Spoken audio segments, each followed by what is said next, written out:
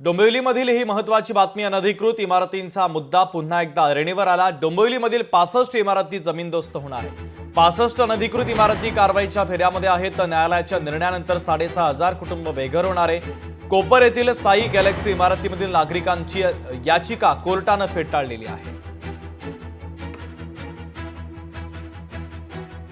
कल्याण डोंबिवली महानगरपालिकेच्या हद्दीतील 65 इमारती या अनधिकृत महानगरपालिकेने घोषित केलेल्या आहे आणि न्यायालयाने ह्या इमारती जमीनदोस्त करण्याचे नोटीस देखील काढलेले आहेत।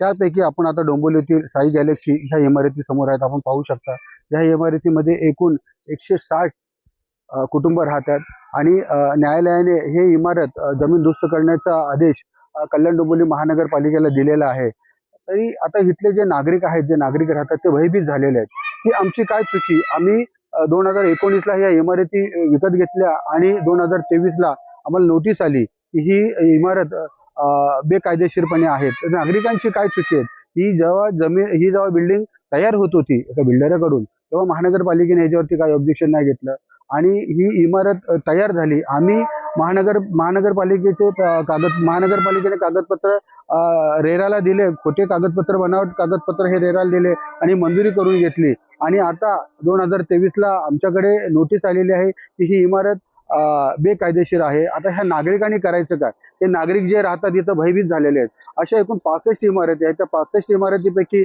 कल्याण डोंबिवली महानगरपालिकेने काही 4 ते 5 इमारतीवरती कारवाई देखील केली। केंद्रीय मंत्री आहेत, खासदार आहेत, 4-5 आमदार आहेत, असे सर्व जर कल्याण डोंबिवलीला राहतात, परंतु आम्हाला कोण वाली आहे की नाही? आमचे हे घर, आमची सदनिका हे वाचेल का?